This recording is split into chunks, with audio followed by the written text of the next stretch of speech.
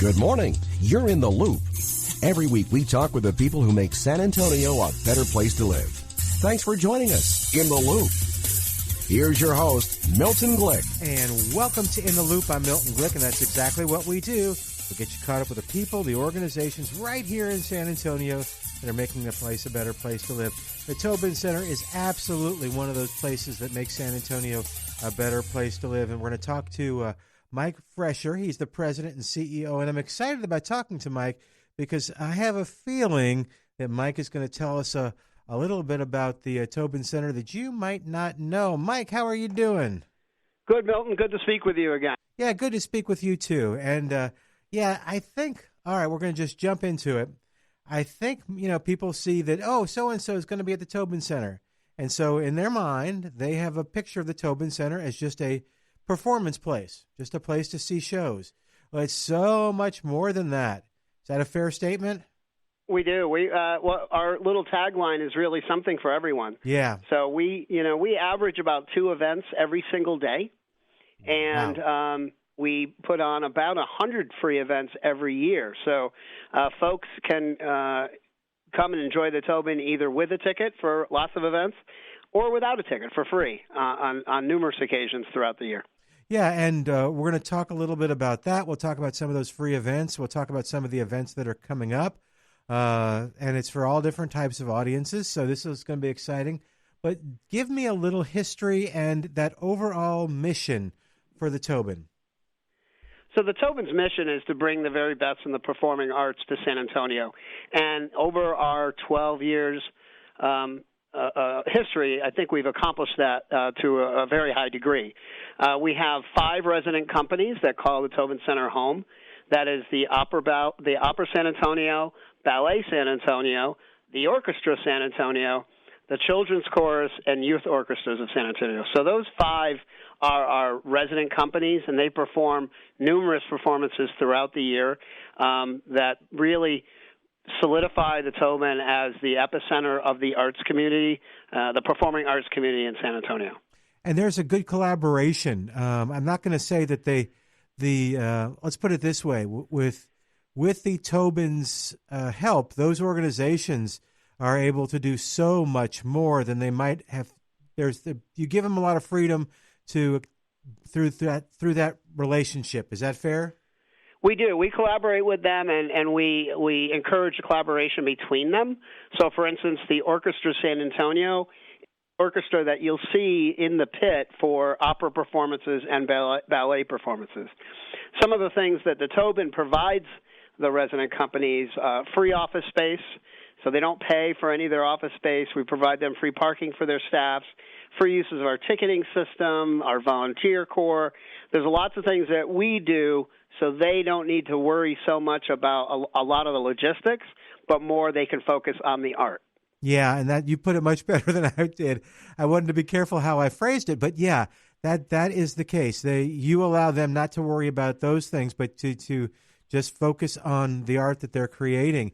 And I think that kind of started from the get-go, didn't it? That was one of the missions of the Tobin. It was from the very beginning. It's gotten so much more integrated over the last 5 years or so, I'd say, probably post-COVID. They've really come to understand that if they work together, it's for a common good, and they can put a better product on the stage at a more cost-effective price point. And so it's, COVID wasn't good for anybody, for anything, but it certainly helped rejuvenate their collaboration. And I think we talked about this before.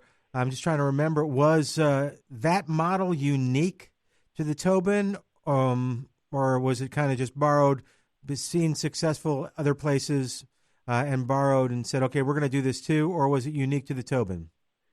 I think it's fairly unique, Milton, that right. We have 5 resident companies. I don't know of too many other art centers at our level across the country that have 5. And so that creates its own, challenges, and we have we have date issues because we've only have 365 days on the calendar, right, to put on a performance, and so sometimes there's some struggling back and forth between different groups wanting, everybody wants a date in December for their holiday show, but there's only 4 weeks in December. So, those things are challenging. But I think the collaboration and kind of how they all work together and are housed in a lot of the same area helps with that collaboration. I think that's very unique. And do other cities and other event centers from throughout the United States kind of peek in and see what you're doing and go, hey, can we come talk to you? We like this idea. We get that quite a bit from because our model is very unique in that, we are not the number one Broadway stop in San Antonio. The Majestic Theater, which is a beautiful place, mm-hmm. They have the Broadway series. And so most of my peers, people that I do across the country, have a Broadway series and don't have as many resident companies.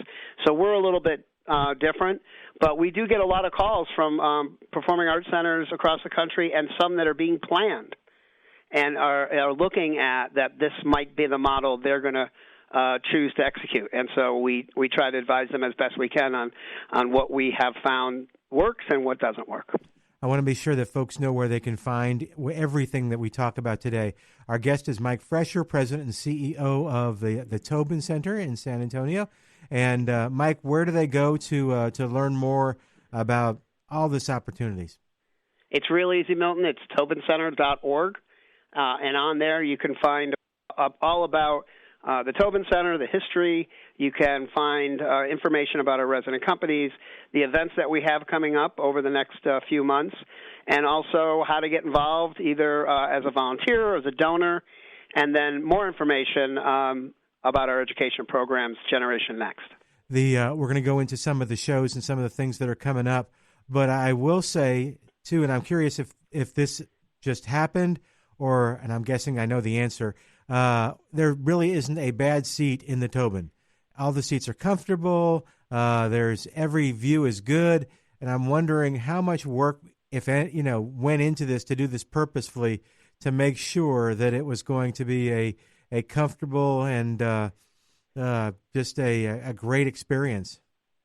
When we were designing the building and building the facility, a lot of work went into making the seats comfortable, the experience world-class, the sound like no other. We have the largest seats in San Antonio. I think you're right. And I'll challenge you to go measure any seat in town from the Spurs Arena to the Majestic and find a seat as big as ours. In fact, Milton, I spent a week in Bogota, Colombia, when we were building the Tobin Center, testing seats to make sure that they were comfortable and that they would, work in an environment that we were, expecting to have the kind of volume that we have. So I spent a week in Bogota at a factory testing seats. Well, and it really is true. If you've been, you know exactly what he's talking about. And if you haven't been, as soon as you go and you sit down, you're like, oh, wait a minute, this is comfortable. So yeah, exactly right. All righty. So we have. Well, let's talk a little bit about what's going on. Do you want to talk a little bit about upcoming shows? Do you want to talk about the free events? Where do you want to start? Let me start with some of the upcoming shows that we have for the holiday season. Okay. And actually pre-holiday. We have the Soweto Gospel Choir coming on October 23rd. That will be next Thursday. And they're a Grammy-winning ensemble from South Africa. And they bring a lot of traditionally spiritual songs with joy, rhythm, and a lot of songs from artists like Aretha Franklin and Leonard Cohen. So that's going to be an exciting celebration of faith through music that we'll have here on the 23rd. On the 25th, and again, like I said, Milton, we don't stop. Every day there's another show. On the 25th, which is Saturday night, we have the Michael W. Smith. Yeah. He'll be coming back to the Tobin with his Beyond the Horizon tour. And so, again, it's he has a voice of encouragement and faith, and we're real excited about that on Saturday, October 25th. John Christ, I don't know if you know of John Christ, coming on November 21st. He's one of the funniest Christian comedians out there.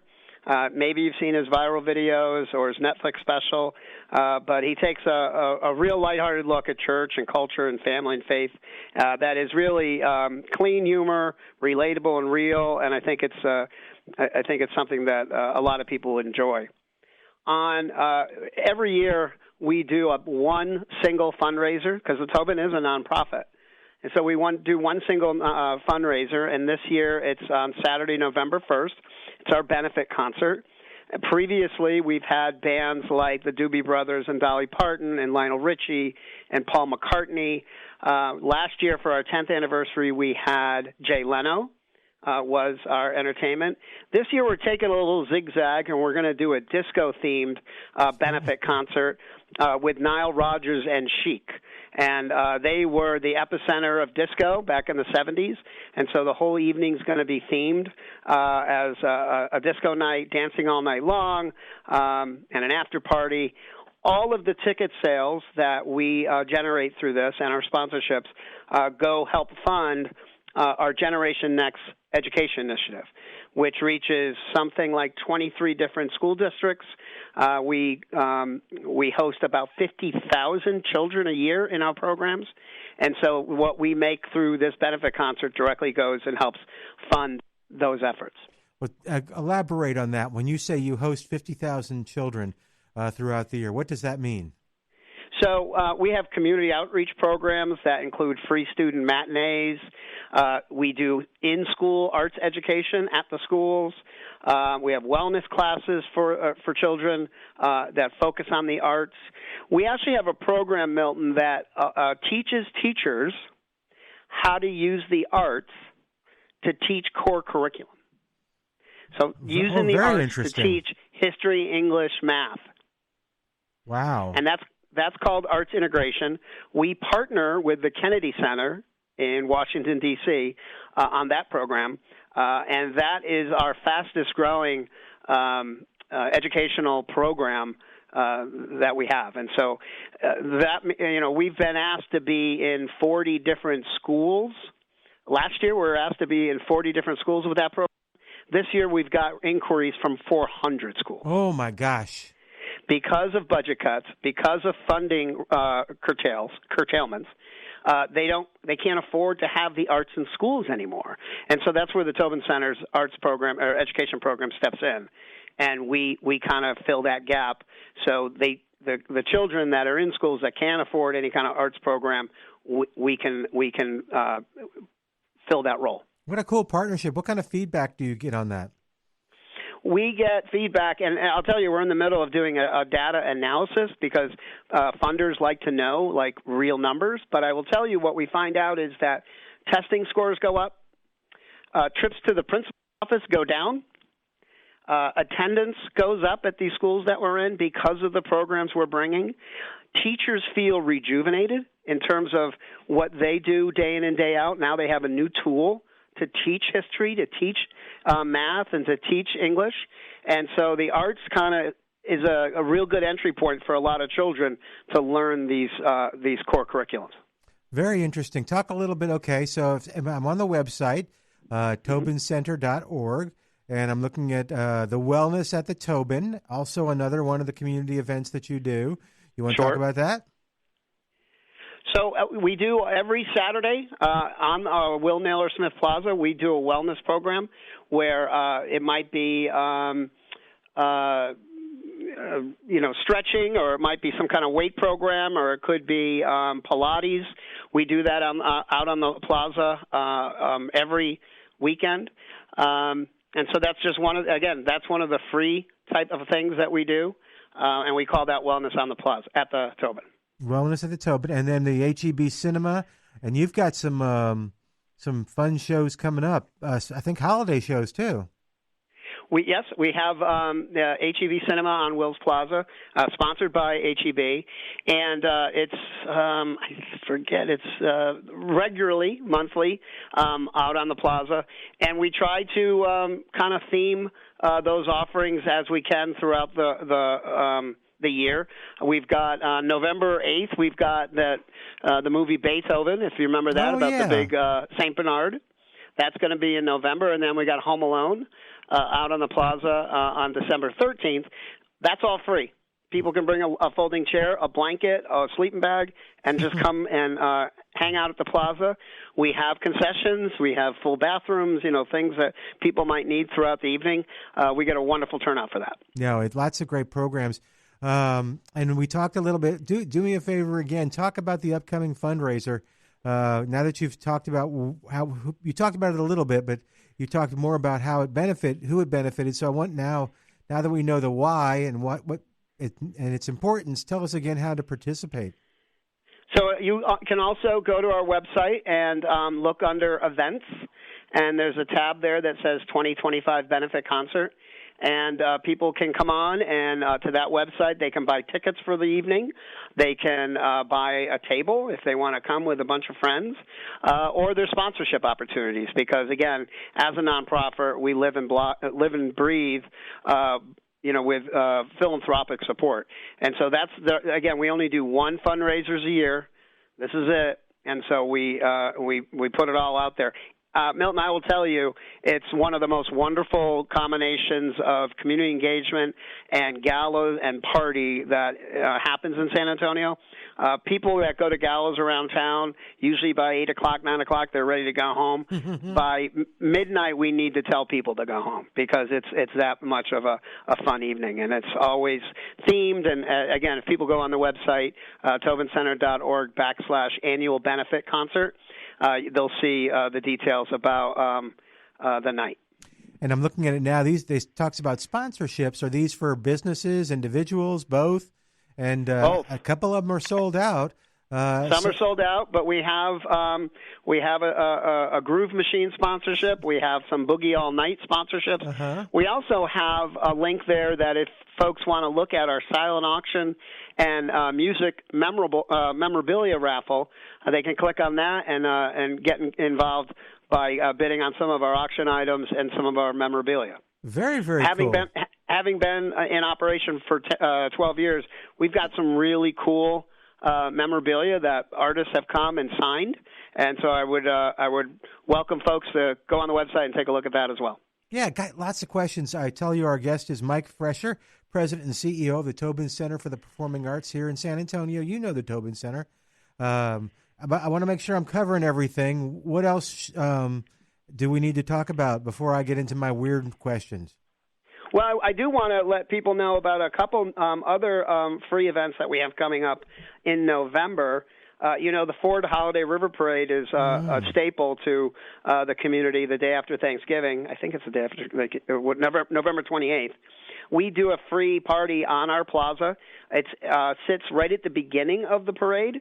So people can see all the floats and hear all the music. Local vendors, local artisans will have free music. We'll have Santa Claus. I think we actually have a couple reindeer scheduled to land that day. And so people can bring their family and their friends and come walk around the Tobin campus and enjoy the beginnings of the holiday season. Yeah, this is you cut out for just a second, so make sure this is the river parade you were just talking about. Yeah, that's okay. Yep, we have the Holiday River Parade on the 28th and then the Holiday Art Market on the 29th. Okay. So now, and anything else? How do our folks get involved with the Tobin? If they want to volunteer, if they want to support stuff, what's the best way for them to do it? The best way is through our website. Folks can come onto the website and they can join as members. We have membership levels for folks that want a first chance at tickets before everybody else can buy them. If you're a member, you get a first opportunity to buy tickets. You can come on to our community, the About tab and log in and get some information about volunteering. We have a volunteer corps of about 600 people that come every performance. They're the folks that take your ticket and help you to your seats and just make you feel welcome at this world-class facility. Are any studies? So now we're jumping to my weird questions. Okay. This one's not too weird, but the next one, oh man, you're going to like it. My question is, are there any studies that are done to talk about, you're in downtown, and San Antonio is unique in that downtown is still vibrant, still going, that the impact that the Tobin has on downtown and to San Antonio as a whole? So Milton, thank you for asking that question. So for our 10th year anniversary, which was last year, we had a study done by the Americans for the Arts organization, and they pegged our economic impact to the city in our first 10 years of operation at $210 million. Wow. We generate about 640 full-time employees in the community, whether they're at local restaurants, local bars, parking garages, things like that. But the activity that we generate has had a significant economic impact to downtown. So we're not just the leader in the performing arts in San Antonio, we're actually a major economic boost to the city.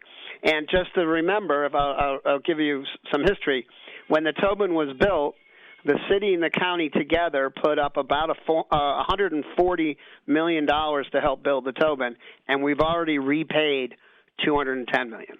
So the ROI that the Tobin was built for has already been paid. That's incredible, and I'm glad you said that, because I think that gives people a really much better picture of kind of your place in San Antonio, because I do think there are probably prejudices and preconceived notions that people have about theaters and the arts and stuff. So this is good. Very, very good. Well, and what we strive to do, Milton, is, again, something for everyone. So you might see an opera here one night, and you might see Alice Cooper the next night, and then the night after that, you might see Michael W. Smith. Yep.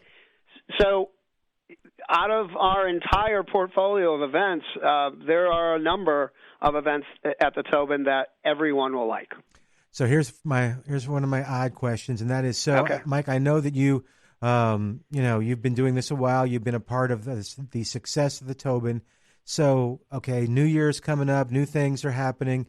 What can you give us a little insight into what's in the back of your mind about what's for the future and what's in the future for the Tobin? What do you want to do? So there's a couple new initiatives that we're looking at closely. Well, actually not new, but our education program, which continues to grow and is probably the fastest growing arts education program in the country. I think we'll start seeing that expand beyond Bexar County and Comfort and all of the other counties we're in. I think we'll become a little more statewide with our education program, so that's very exciting. Yeah. There's a new genre, Milton, called immersives. And these are, if you remember a year or two back, there was a show that came through town where they put up Picassos in a very large warehouse, and you walk through it all, and you become part of the art. You become part of the experience. We're looking at a lot of those opportunities because I think that's the next big thing for the generation of folks who don't want to just sit in a seat. They want to have an experience. That's cool. And so that's the next thing that we're looking. I never want to be first on cutting edge. I always want to be second.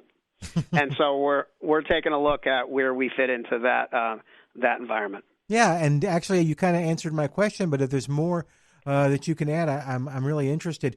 So, my perception is kind of old school. Mine was the immersive sounds incredible, but I'm kind of used to okay, the shows come out, you go to them, you enjoy yourself, and then you go. But yeah, it does sound like that things are happening, and this is not yesterday's art network, and things really are happening that are exciting that people will like.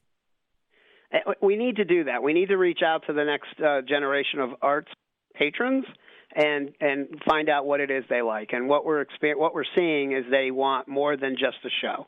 So on lots of our nights, you might come here and there may be a pre-show party on the front plaza with games and music, and then there's the show, and maybe there's an after party or an after event that teaches you how to dance like the dancers on the stage or whatever. And that's, people want more than just a performance for their ticket. They want an experience, and that's what the Tobin is aiming to hit.